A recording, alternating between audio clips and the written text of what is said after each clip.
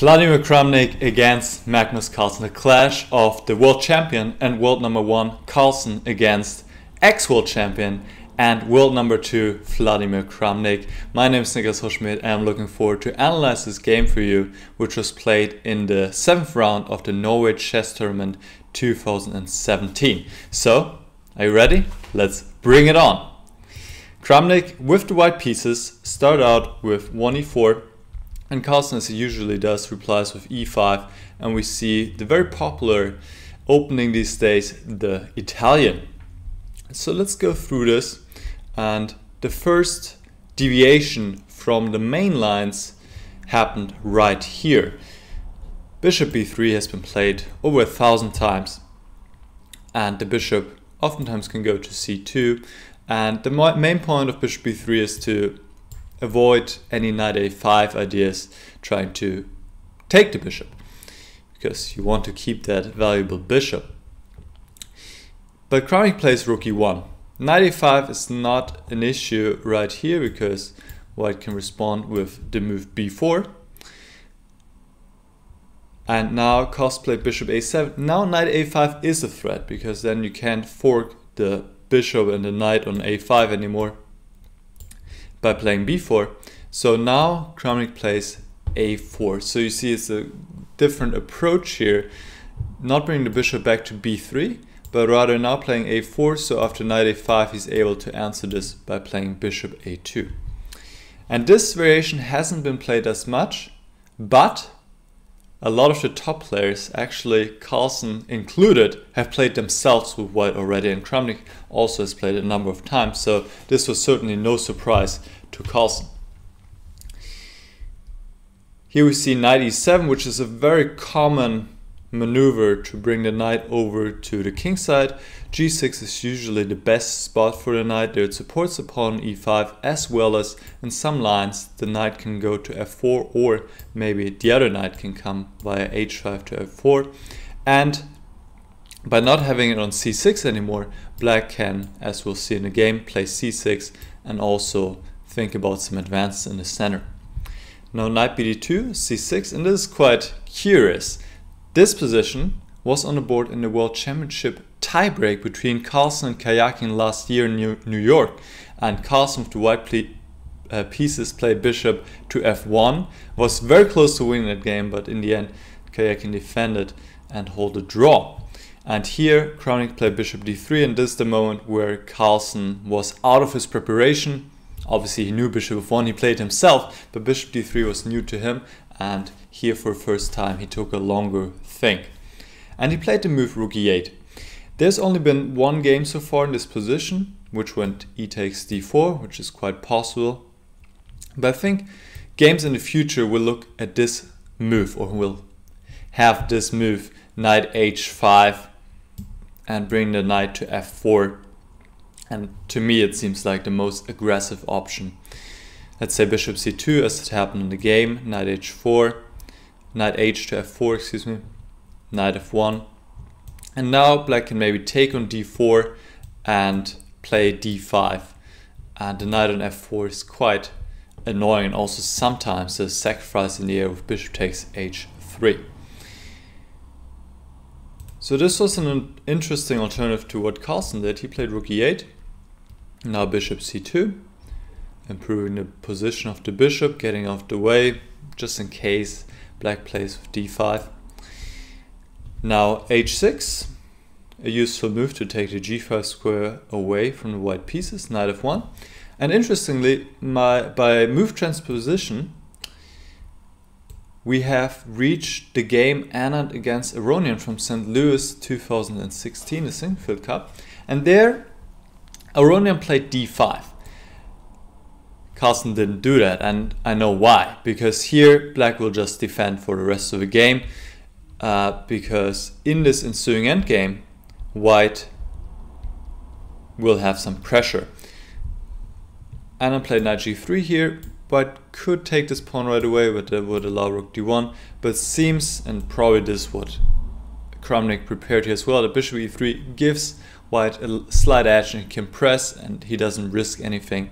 And that's not the kind of position that Carlsen wants to have, especially considering that he hasn't won a game yet in the tournament, and you don't want to defend such a position against Vladimir Kramnik. So he played e takes d4, more ambitious, but objectively worse. Because here after c5, d5, white has quite a nice position, kind of is a Benoni structure now. White has the space advantage here in the center, and black wants to create play on the queen side and does so by going b5. Now takes, makes sense, opening the a file for the rook, pinning the bishop on a7, and now Kramnik went knight g3. Here and in the next move it was interesting to go b3 and possibly develop the bishop to b2. But Kramnik instead decided to put the bishop on e3. Once again, here b3 was quite interesting. I think I would have liked it better to put the bishop on b2, but, well, maybe a personal preference. Now bishop e3, white has developed all his pieces, and now Carlsen played bishop b6, rook takes, queen takes, and now b4. That was the idea behind bishop e3, that this pin exists now and black cannot advance this pawn because his bishop would be hanging on b6. And here Carlsen played queen a7, which I believe is a slight inaccuracy. The point is to defend the bishop on b6, so that black can move this pawn, but instead of going queen a7, it would have been better to either play queen b7 or queen b8, defending the bishop. What's the difference? We'll see it in a second. After queen a7, white had the nice move queen a1, and that wouldn't be as annoying after queen b7 or queen b8. And here black can still not take or play c4, because then he would lose a piece after queen takes a7, takes. And now Carlsen played a double-edged move. He played queen c7 and crazy complications emerged. He could have played it more safely, exchange the queens, play rook b8. And this is still quite complicated because we have this contrast. Black has the majority here on the queen side and white potentially has connected passed pawns in the center. So this is also still quite unclear, but not as complicated as the game continuation. So what happens after queen c7? Well, the queen on a1 didn't only look into this direction, but also is having an eye on this diagonal, and Kramnik is using this fact and now playing bishop takes h6. Since if black takes, the white queen can take the now unprotected knight on f6, threatening knight h5, and it's just game over for black because of his weak king. Carlsen of course had seen this before and he played c takes b4, opening the c file and attacking the bishop on c2, as well as having the idea of going queen c3. But the variations continue. Bishop takes g7. The bishop is continuing to eat through the defensive wall of the black king. Now the point is if black takes, white can note knight h5 check since the knight is pinned, and then take on f6 the next move. And once again have a crushing attack against the black king. Let's say king h6. This, as you can imagine, doesn't work. White gives checkmate right away. So Carlsen, instead of taking a bishop on g7, took the bishop on c2. And now Kramnik took the knight on f6. The other option would have been to go rook e2, defending against the threat on f2, but here it seems that black can sacrifice the queen and has very nice play here with the rook and two bishops and is better. So this was not an option. Kramnik played queen takes f6, allowing black to take on f2 with the bishop or the queen. So you have to consider both players had to calculate all of this ahead of time. Kramnik had to calculate this before he played bishop takes h6. And here Carlsen steps wrong. he takes with the queen on f2. Instead, bishop takes f2 had to be played. Check, king goes to h2. And now it's time to defend the king and play queen c3. Because after bishop takes e1,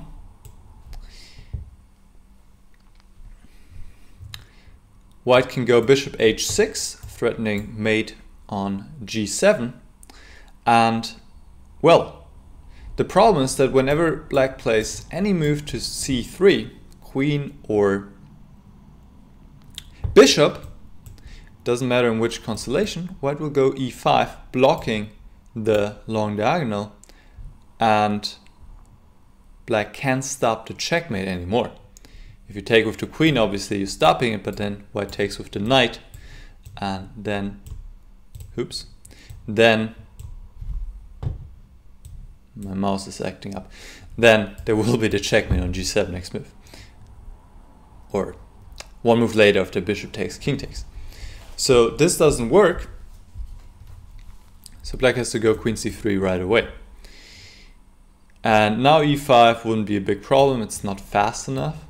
Black can just take, knight takes, rook takes. It's just not working.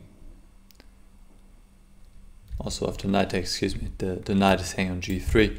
So I actually meant to say rook takes here, but just rook takes, bishop h6, and now just taking on g3 and taking on d5, and black is defending here and is actually better with this dangerous passed pawn to b file. So the best white can do after queen c3 is go rook e2, and now black has different options. For example, you could just take on f6 and play bishop c5, and this should be roughly equal. He could also play a little bit more fancy after rook e2, take on g3, and now play a very nice move here, which is bishop f5. Point being that after queen takes f5, black can just take the bishop on g7, and once again is better here due to his very nice b pawn. And if e takes f5, black takes the rook, and here once again wins actually, because white has to give a minor piece for the pawn, and then he's just down material. So after bishop f5, white needs to take on c3, and we have mass exchanges pretty much, and it will be a draw. Just real quick, I want to point out, why is black playing fancy? Why is he not first taking on f6 and then going bishop f5? Well, in this position, white can defend the pawn e4 by going knight d2.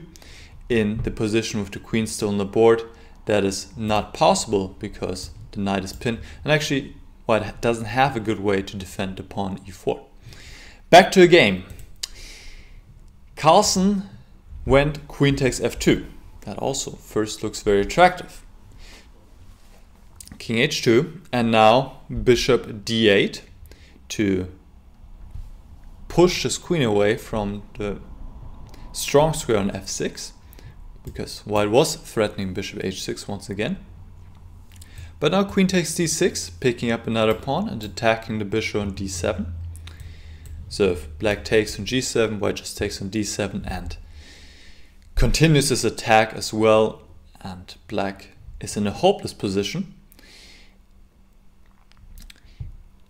Here Carlsen played knight h4. This is another inaccuracy, but it is tough either way. The best move would have been to go bishop takes h3, king takes, and now taking the bishop on g7.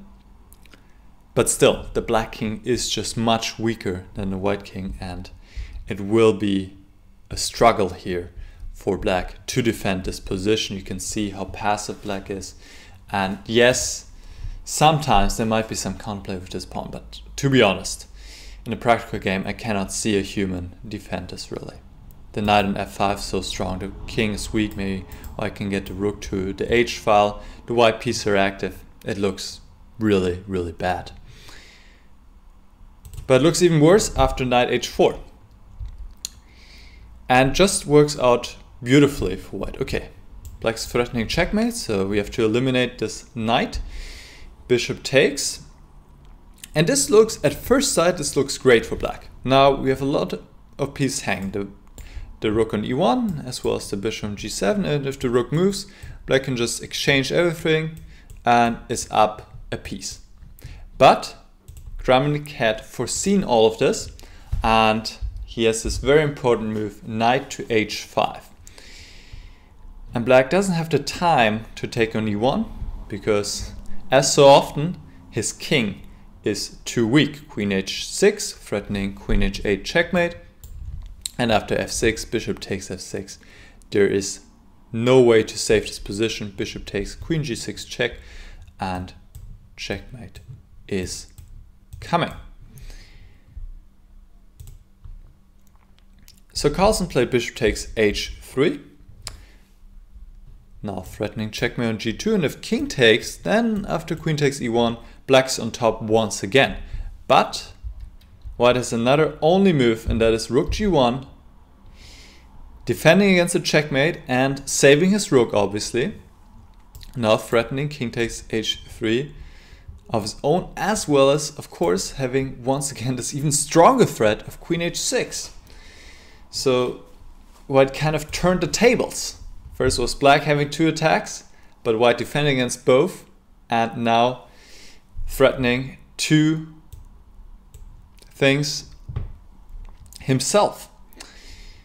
And it's just game over. Carlsen played bishop g5.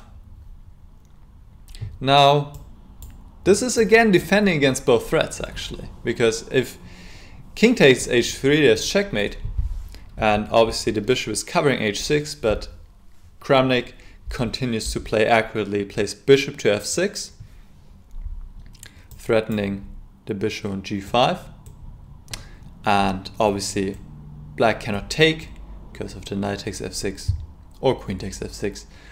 White is winning. So Carlsen goes bishop g4, but in this position his king is just still too weak. Queen h6, hitting the bishop on h5, as well as introducing the idea of bishop f6 followed by checkmate, and that is too much.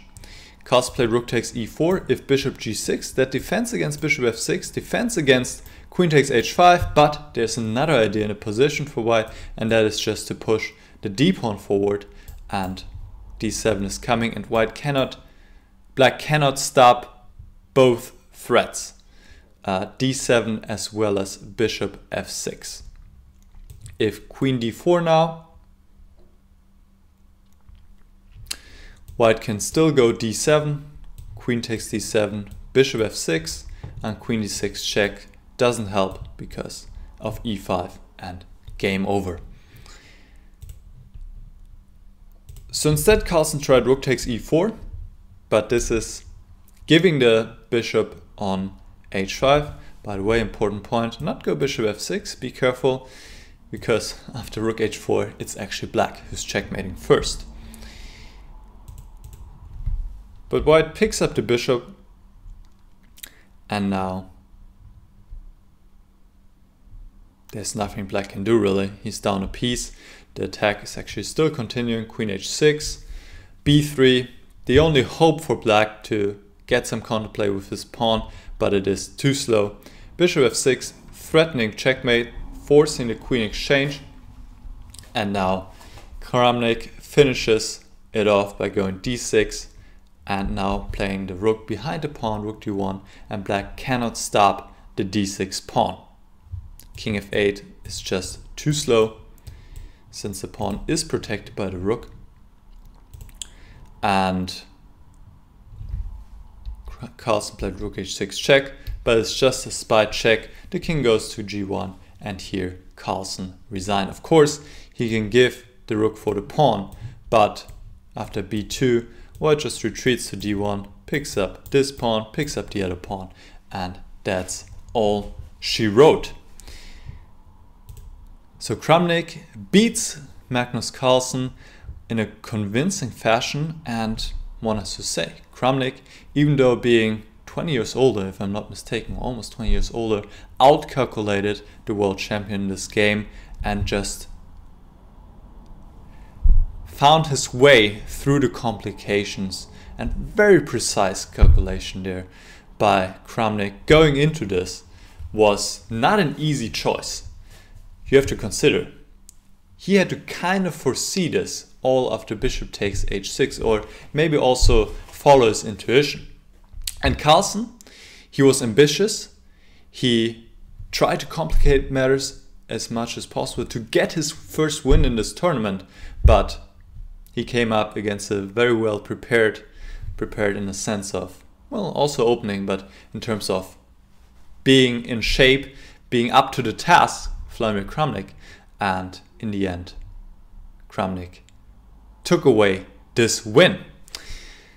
So this leaves Kramnik on 50%, actually within 6 elo points of Magnus Carlsen, who has been on his lowest ever rating since, I believe, 2010 or 2011.